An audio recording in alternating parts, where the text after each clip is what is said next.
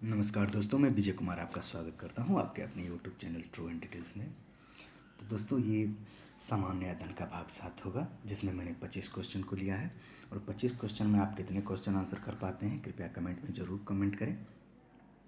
तो अगर मेरे वीडियो पसंद आते हैं तो दोस्तों लाइक और शेयर करके मेरे चैनल को सब्सक्राइब करके बेल आइकन जरूर दबा दीजिए, ताकि मैं जितने भी वीडियो डालूं सबसे पहले नोटिफिकेशन आप तक पहुंचे।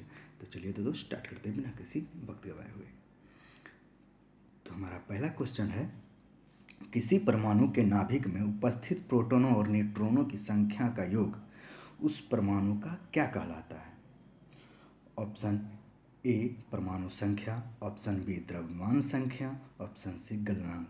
तो इसका आंसर होगा दोस्तों ऑप्शन बी, द्रव्यमान संख्या कहलाती है। तो चलिए दोस्तों आगे की ओर बढ़ते हैं। हम अगला प्रश्न देखते हैं। अगला प्रश्न, जिन आयनों और परमाणु के इलेक्ट्रॉनिक विन्यास समान होते हैं उन्हें क्या कहा जाता है? ऑप्शन ए सम इलेक्ट्रॉनिक, ऑप्शन बी समस्थानिक, ऑप्शन सी रवाकर। तो इसका आंसर होगा दोस्तों ऑप्शन ए सम इलेक्ट्रॉनिक्स। जिन आयनों और परमाणु इलेक्ट्रॉनिक्स विन्यास समान होते हैं उन्हें सम इलेक्ट्रॉन कहा जाता है। तो चलिए दोस्तों आगे की ओर बढ़ते हैं। हमारा अगला प्रश्न देख लेते हैं। हमारा अगला प्रश्न है, आधुनिक आवर्त सारणी का नियम किसने दिया? ए मोसले, बी मेंडलीव, सी थॉमसन। तो इसका आंसर होगा दोस्तों ऑप्शन ए मोसले। मोसले ने आधुनिक आवर्त सारणी का नियम दिया था, जो कि 1913 में। तो चलिए दोस्तों आगे की ओर बढ़ते हैं। हमारा अगला प्रश्न है, जब उदासीन परमाणु एक इलेक्ट्रॉन ग्रहण करता है तो उसके फलस्वरूप उत्पन्न ऊर्जा को क्या कहते हैं? ऑप्शन ए इलेक्ट्रॉन बंधुता, ऑप्शन बी इलेक्ट्रॉनिक्स विन्यास, ऑप्शन सी द्रव्यमान। तो इसका आंसर होगा दोस्तों ऑप्शन ए इलेक्ट्रॉन बंधुता। तो चलिए दोस्तों आगे की ओर बढ़ते हैं। हमारा अगला प्रश्न देख लेते हैं। हमारा अगला प्रश्न है, वैसा भस्म जो जल में विलय हो क्या कहलाता है? ऑप्शन ए लवण, ऑप्शन बी क्षार, ऑप्शन सी घुलनशील। तो इसका आंसर होगा दोस्तों ऑप्शन बी क्षार। वैसा भस्म जो जल में विलय हो जाए उसे क्षार कहते हैं। तो चलिए दोस्तों अगले प्रश्न की ओर बढ़ते हैं। हमारा अगला प्रश्न देख लेते हैं। हमारा अगला प्रश्न है, कोशिका का शक्ति केंद्र किसे कहा जाता है? ऑप्शन ए मस्तिष्क, बी माइटोकॉन्ड्रिया, ऑप्शन सी यकृत। तो इसका आंसर होगा दोस्तों ऑप्शन बी, माइटोकॉन्ड्रिया को कोशिका का शक्ति केंद्र कहा जाता है। किसको? माइटोकॉन्ड्रिया को। Option B answer. तो चलिए दोस्तों आगे की ओर बढ़ते हैं। हमारा अगला प्रश्न देख लेते हैं। हमारा अगला प्रश्न है, प्रोटीन बनने की अंतिम क्रिया को क्या कहते हैं? ऑप्शन ए पाचन, option B translation, option C ecosystem. तो इसका आंसर होगा दोस्तों ऑप्शन बी ट्रांसलेशन। प्रोटीन बनने की जो अंतिम प्रक्रिया होती है उसे ट्रांसलेशन कहा जाता है दोस्तों।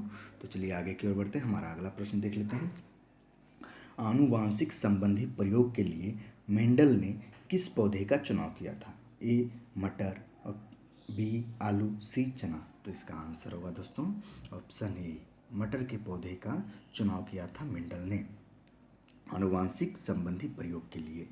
तो चलिए दोस्तों आगे की ओर बढ़ते हैं। हमारा अगला प्रश्न देख लेते हैं। हमारा अगला प्रश्न है, किस नियम को युग्मों की शुद्धता का नियम भी कहा जाता है? ऑप्शन ए बाष्पीकरण, ऑप्शन बी पृथक्करण, ऑप्शन सी रवाकरण। तो इसका आंसर होगा दोस्तों ऑप्शन बी पृथक्करण। पृथक्करण को युग्मों की शुद्धता का नियम भी कहा जाता है। तो चलिए दोस्तों आगे की ओर बढ़ते हैं। हमारा अगला प्रश्न देख लेते हैं। हमारा अगला प्रश्न है, गुणसूत्र यानी क्रोमोसोम्स का नामकरण किस वैज्ञानिक ने किया था? ऑप्शन ए अरस्तु, option B W Waldeyer, option C Mendeleev. तो इसका आंसर होगा दोस्तों option B W Waldeyer. W Waldeyer जिन्होंने गुणसूत्र यानी क्रोमोसोम का नामकरण किया था। तो चलिए दोस्तों आगे बढ़ने से पहले मैं आपसे कुछ रिक्वेस्ट करना चाहता हूं। अगर आप लोगों ने मेरे चैनल को सब्सक्राइब नहीं किया है तो मेरे चैनल को सब्सक्राइब करके बेल आइकन को दबा दीजिए दोस्तों, ताकि जितने भी वीडियो डालूं आप तक जरूर सबसे पहले पहुंचे। तो चलिए दोस्तों आगे की ओर बढ़ते हैं। और हाँ दोस्तों, तैयारी नहीं छोड़नी है। मैं बार बार कहता हूँ तैयारी नहीं छोड़नी है, तैयारी करते रहना है।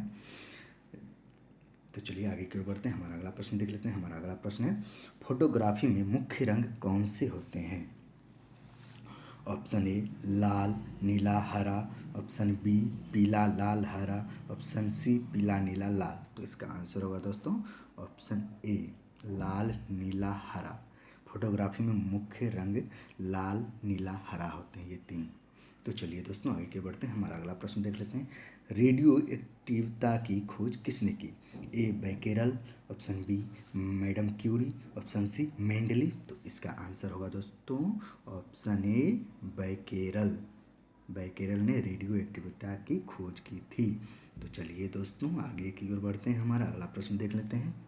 प्रश्न नंबर 13, नाभिकीय रिएक्टर में इनमें से कौन ईंधन का काम करता है? ऑप्शन ए कोयला, option B petrol, option C uranium. तो इसका आंसर होगा दोस्तों ऑप्शन सी यूरेनियम जो है नाभिकीय रिएक्टर में ईंधन का काम करता है। तो चलिए दोस्तों आगे की ओर बढ़ते हैं, हमारा 14वां प्रश्न देख लेते हैं। हमारा अगला प्रश्न, निम्नलिखित में से कौन सी गैस ग्रीन हाउस गैस है? Option A oxygen, option B nitrogen, option C carbon dioxide. तो इसका आंसर होगा दोस्तों ऑप्शन सी कार्बन डाइऑक्साइड जो है ग्रीन हाउस गैस की है। तो चलिए दोस्तों आगे की ओर बढ़ते हैं, हमारा अगला प्रश्न देख लेते हैं। हमारा अगला प्रश्न है, परमाणु रिएक्टर में प्रयुक्त ईंधन है?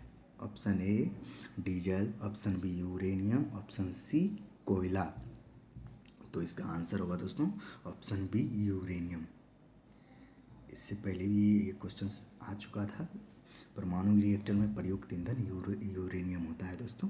तो चलिए आगे की ओर बढ़ते हैं, हमारा अगला प्रश्न देख लेते हैं। जालियांवाला बाग हत्याकांड में किस भारतीय ने डायर का सहयोग किया था? Option A Hansraj, option B Gandhi, option C Udham Singh. तो इसका आंसर होगा दोस्तों ऑप्शन ए हंसराज। हंसराज नाम के एक भारतीय ने जालियांवाला बाग हत्याकांड में जनरल डायर का सहयोग किया था। तो चलिए दोस्तों आगे की ओर बढ़ते हैं, हमारा अगला प्रश्न देख लेते हैं। असहयोग आंदोलन कब प्रारंभ हुआ था? Option A 1942, option B 1920, option C 1946। तो इसका आंसर होगा दोस्तों ऑप्शन बी 1920 में असहयोग आंदोलन प्रारंभ हुआ था गांधी जी के द्वारा 1 अगस्त 1920 को। तो चलिए दोस्तों आगे की ओर बढ़ते हैं, हमारा अगला प्रश्न देख लेते हैं। बिना ताज का बादशाह किसे कहा गया है? ए चित्तरंजन दास को, बी सुरेंद्रनाथ बनर्जी को, सी गांधी जी को। तो इसका आंसर होगा दोस्तों ऑप्शन बी सुरेंद्रनाथ बनर्जी को बिना ताज का बादशाह कहा गया है। तो चलिए दोस्तों आगे की ओर बढ़ते हैं, हमारा अगला प्रश्न देख लेते हैं। हमारा अगला प्रश्न है, आर्य महिला सभा की स्थापना किसने की थी? Option A Pandita Ramabai, option B Dayanand Saraswati, option C Aurobindo Ghosh. तो इसका आंसर होगा दोस्तों ऑप्शन ए पंडिता रमाबाई। पंडिता रमाबाई ने आर्य महिला सभा की स्थापना की थी। तो चलिए दोस्तों आगे की ओर बढ़ते हैं, हमारा अगला प्रश्न देख लेते हैं। पाकिस्तान शब्द के जन्मदाता कौन थे? Option A Ali Jinnah, option B Chaudhary Rahmat Ali, option C Mountbatten. तो इसका आंसर होगा दोस्तों ऑप्शन बी चौधरी रहमत अली ने पाकिस्तान शब्द का प्रयोग किया था। तो चलिए दोस्तों आगे की ओर बढ़ते हैं, हमारा अगला प्रश्न देख लेते हैं। किस ग्रह को नीला ग्रह कहा जाता है? दोस्तों ये तो बच्चों वाली सवाल है, आप लोगों को जरूर मालूम होगा। तो देख लेते हैं इसका आंसर। ऑप्शन ए शुक्र, ऑप्शन बी बुध, ऑप्शन सी पृथ्वी। तो इसका आंसर होगा दोस्तों ऑप्शन सी पृथ्वी। पृथ्वी को नीला ग्रह कहा जाता है, इस पानी जल की उपस्थिति के कारण पृथ्वी को नीला ग्रह कहा जाता है दोस्तों। तो चलिए आगे की ओर बढ़ते हैं दोस्तों। अगला प्रश्न क्या है?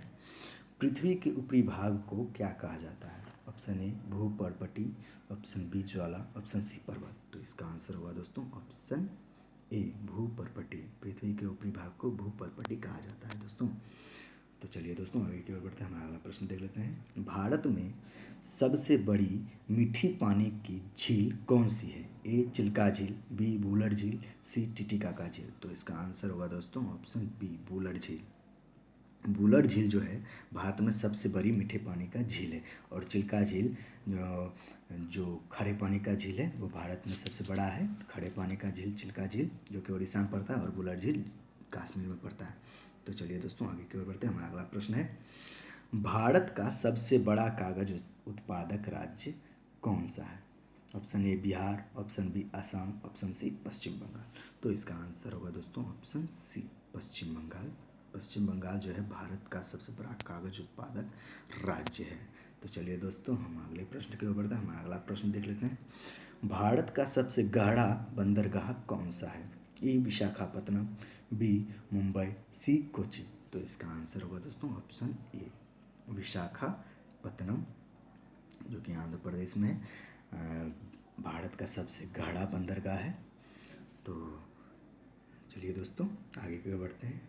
चलिए दोस्तों, हमारा 25 क्वेश्चन सॉल्व हो गया। तो उम्मीद है दोस्तों आप लोगों को ये वीडियो पसंद आया होगा। अगर वीडियो पसंद आया तो लाइक और शेयर करें और मेरे चैनल को सब्सक्राइब करके बेल आइकन को जरूर दबा दें दोस्तों। तो चलिए दोस्तों, सब्सक्राइब करने के लिए और लाइक करने के लिए बहुत बहुत धन्यवाद, और देखने के लिए भी बहुत बहुत धन्यवाद दोस्तों। Bye bye. जय हिंद, जय भारत।